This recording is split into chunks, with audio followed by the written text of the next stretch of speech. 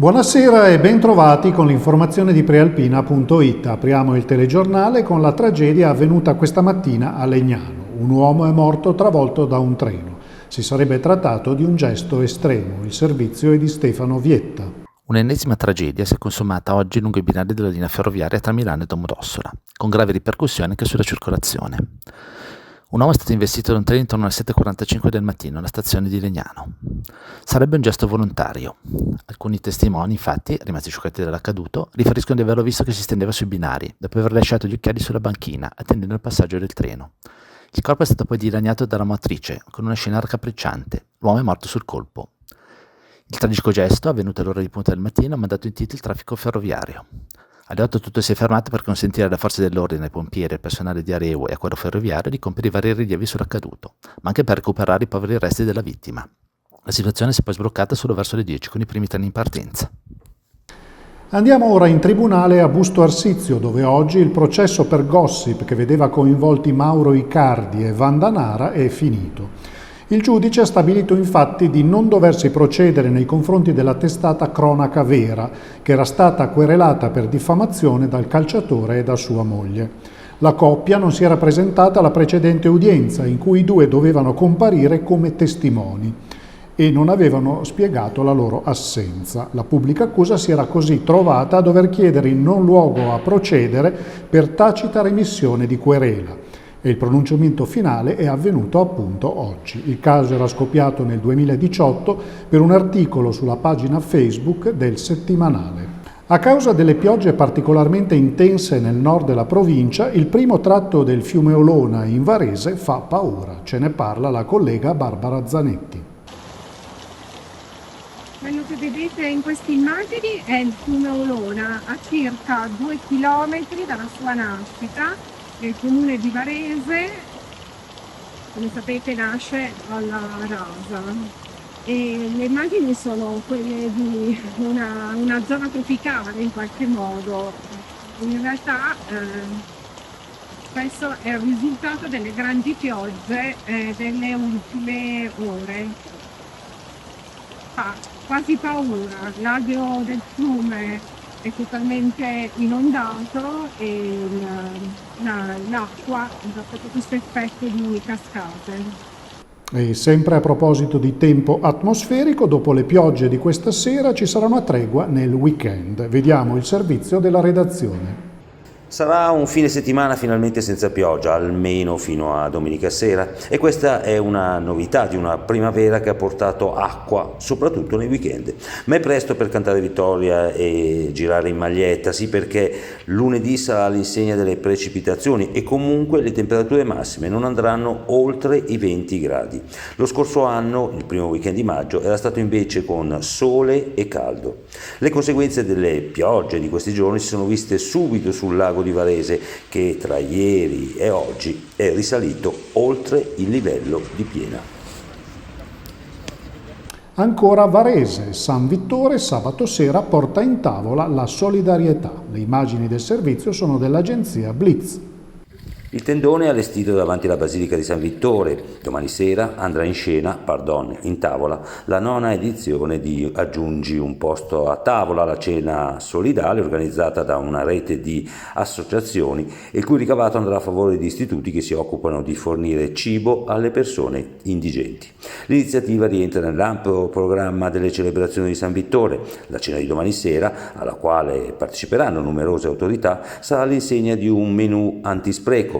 È uno degli eventi, il San Vittore Festival, che riscuote maggiore successo. La città si riunisce per una buona causa, sotto il tendone. Parliamo ora di economia e più precisamente di un ponte tra Varese e lo stato americano dell'Ohio. Se ne è parlato questo pomeriggio alle Ville Ponti nel corso di un evento organizzato dalla Camera di Commercio, che ha visto la partecipazione di imprenditori locali e di una delegazione statunitense. Sentiamo le parole di Claudio Talamona, amministratore delegato del gruppo Ilpea di Malgesso, intervistato da Emanuela Spagna. Le immagini sono di Matteo Canevari dell'agenzia Blitz.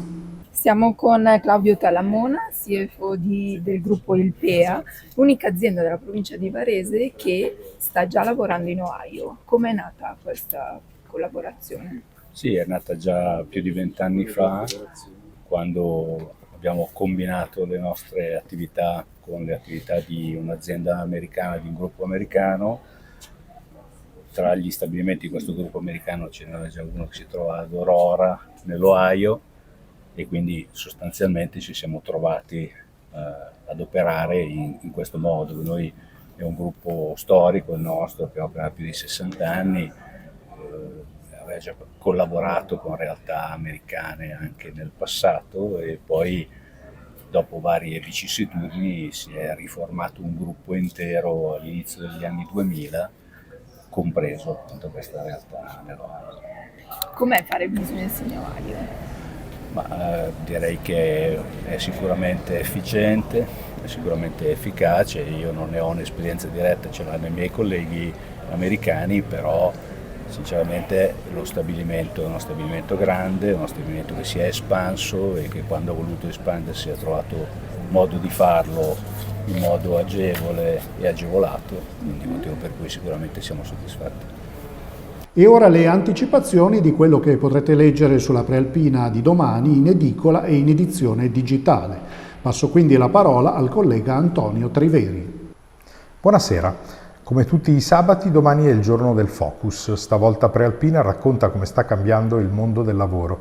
Si è fatto un gran parlare di questo argomento il 1° maggio e poi 4 pagine per capirci di più grazie al parere degli esperti e alle interviste ai lavoratori, considerando che la CGIL ha avviato 3 referendum proprio su questo tema.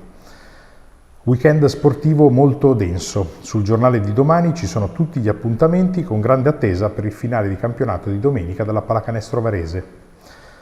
Non bisogna dimenticare la partenza del Giro d'Italia in programma appunto domani. La Prealpina dedica una pagina dopo il ricco speciale pubblicato venerdì. Infine, per l'avvicinamento elettorale, tante notizie e un'anticipazione con una candidatura eccellente a Gavirate. Grazie Antonio, e chiudiamo con gli spettacoli. Ieri sera al Teatro di Varese il trasformista Arturo Brachetti ha incantato il pubblico di Varese. Ce ne parla Sara Magnoli. Non si fa in tempo a vederlo Biancaneve, impegnata a confondere il principe sollevando la gonna come se ballasse il can-can, che è un perfetto Michael Jackson tra tombe in Thriller, uno zio Fenster che accende una lampadina mettendosela in bocca, un Freddie Mercury con corona in testa. È solo Arturo Brachetti, dove solo sta per il titolo dello spettacolo che ha affascinato il pubblico del Teatro di Piazza della Repubblica Varese giovedì 2 maggio. 65 personaggi legati da un racconto, quello di ricordi che vivono nella casa che il mago del trasformismo apre per il suo pubblico, diventando lui stesso parte degli oggetti e dei personaggi che quei ricordi li popolano. In un tempo perduto di cui l'artista si riappropria, che sa far diventare un corridoio, luogo di passaggio, testimone delle stagioni, trovare il lato tenero e allo stesso tempo comico delle fiabe, passare in un lampo da Pavarotti a Madonna. Quick change, sand painting, illusionismo, ombre cinesi e laser, Brachetti ogni volta incanta, anche nel rapportarsi con la sua ombra, interpretata da Kevin Michael Moore, che lo vorrebbe adulto, e nell'abbracciare un progetto sociale in aiuto ai bambini nelle guerre, ospitando accanto a lui sul palco Don Silvio Mantelli, il sacerdote che gli ha insegnato i primi giochi di prestigio quando era un ragazzino. Questa era l'ultima notizia, l'informazione di prealpina.it torna domani alle 19. Buona serata.